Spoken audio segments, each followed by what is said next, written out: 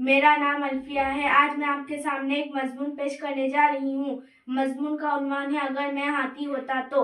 अगर मैं हाथी होता तो मैं एक बड़े से जंगल में रहता, अपने साथियों के साथ घूमता फिरता। मैं बहुत मोटा होता, मुझे प्यार से सभी जम्बू कहकर पुकारते। मुझे एक बड़ी सूंड होती और 2 किस्म के दांत होते, एक अंदर की तरफ और एक बाहर की तरफ। मुझ पर एक कहावत भी बनी है, इंसानों के लिए हाथी के दांत खाने के और दिखाने के होते हैं।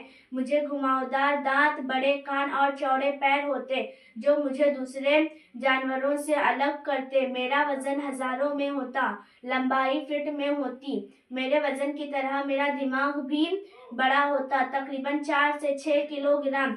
जब मैं चलता तो धरती को हिला देता और मुझे खाने में केले, चावल और गन्ने जैसी चीजें खाने में बहुत पसंद थी और मैं सबके बहुत काम आता था। सवारी के लिए भी मुझे इस्तेमाल किया जाता था और बाहुबली के फिल्म में तो मेरी अनोखी शान है।